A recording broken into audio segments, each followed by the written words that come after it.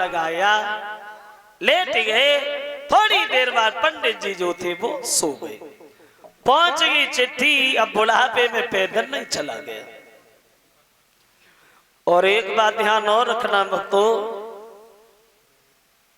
बुढ़ापे में पैदल ही नहीं बल्कि बुढ़ापे में तो कुछ होता ही नहीं।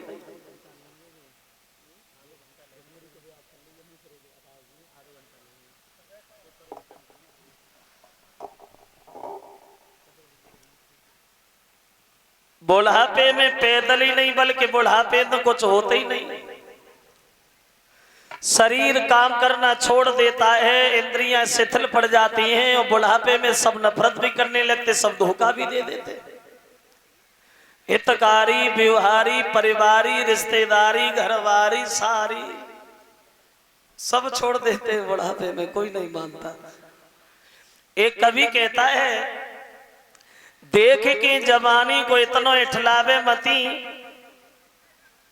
देख के जवानी को इतना इठलावे मती कि कोई आएगो बुढ़ापो तो कसाले पड़ जाएंगे। और लेटत में खटिया की पार्टी पे रहेगो, वहां तो चलत में लठिया के लाले पड़ जाएंगे। वो दिन तेरी जिंदगी में आएंगे। जो हमारे बड़े बूढ़े लोग यहाँ बैठे हैं, इन्हें अपनी जवानी बहुत याद आती होगी, क्योंकि जवानी के जमाने की बात अलग होती है। जवानी के जमाने की बात अलग होती है, उस समय चाहने वालों की चाहते कुछ अलग होती है। ये बुढ़ापा बड़ा कष्ट देता है और ये बुढ़ापा भी हर आदमी को बहुत मानता है। लोग बुढ़ापे को ठुकराते, ये कभी ना आए लेकिन आता है। वो आता है तो छोड़ के जाता नहीं है, अपने साथी लेके जाता है कि चलो काय को घेरा लगाए मेरा मतलब में। और बुढ़ापे से बचने के लिए आदमी काम क्या नहीं करता, सब कुछ करता। देखा कि थोड़े बाल सफेद भये, भज के डाई कराया है, अब काम बूढ़े मैं ऐसे ही है। लेकिन पीछा नहीं छूटा मौत से, बुढ़ापे से। तो पंडित जी तो रास्ता में सो गए। कन्हैया ने योग माया द्वारा उन्हें उठवाया और द्वारिका में लिटवाया। पंडित जी बलराम से जाके मिले हैं, तो बलराम से मिलकर के कन्हैया से भेंट होती। कन्हैया से कहने लगे हैं, श्याम सुंदर चलो हमारे साथ, रुक्मिणी आपका इंतजार कर रही। तो कन्हैया कहने लगे, पंडित जी हम ऐसे तो नहीं जा पाएंगे, क्योंकि हमारे भैया हमें अकेला कहीं जाने नहीं देते। तुम भैया से जाके कहना कि मैं जा रहा हूं, और जब तुम लोग इकट्ठे होके विदा करेंगे तो हम कोई ना कोई उपाय भी ढूंढ लेंगे। अब बलराम से पंडित जी बोले, भैया जिस काम से हमारा आना हुआ काम मेरा हो गया, हमें आज्ञा दे दो, हम अपने घर पे जाएं। तो बलराम कहने लगे, ब्राह्मण देव कुछ दान चाहिए? बोले दान नहीं, हमें आज्ञा चाहिए। अब सभी यादव लोग पंडित जी को विदाई में लग गए।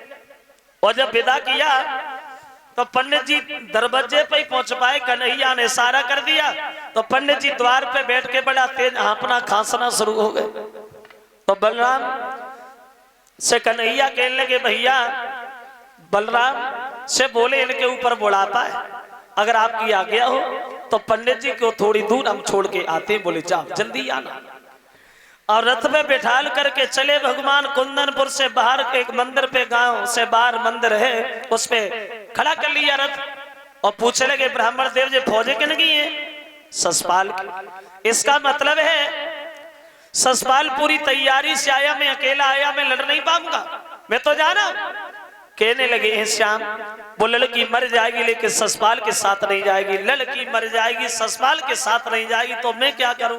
मैं मर जाऊं, मैं लड़ नहीं पाऊंगा। अकेले में मिला दो तो लिए तो जाएंगे, लड़ नहीं पाएंगे। अकेले की बात है। हाँ तुम ये मंदिर देख रहे हो, हाँ हाँ इसी पे खड़े हो जा। और पूजा करने के बहाने सब भेज रहे और रथ में बिठालना, चले जाना। कहो कैसी रही? भगवान बोले बहुत बढ़िया। अब भगवान मंदिर पे, रुक्मिणी घर पे। तो रुक्मिणी ने भाग करके पंडित जी के सामने दोनों हाथ जोड़ के खड़े होके कहने लगी, ब्राह्मण देव क्या श्याम आ गए? कितने हाथी आए हैं, कितनी फौजें आई हैं, कितने लोग हमें लेने आए? पंडित जी बोले चुप रहा, आती फौजें अकेलो आओ है, सो सपा मरो सो धरो है। आज तक हमने देखो ना, या तो पहली बार देखो तो सपा डाम जैसो ड्राम धरो है। क्या देख लिया कन्हैया में तूने? बोली पंडित जी आप समझ नहीं पाए। क्या नहीं समझ पाए? तो रुक्मिणी कहने लगी, ब्राह्मण देव सुनो,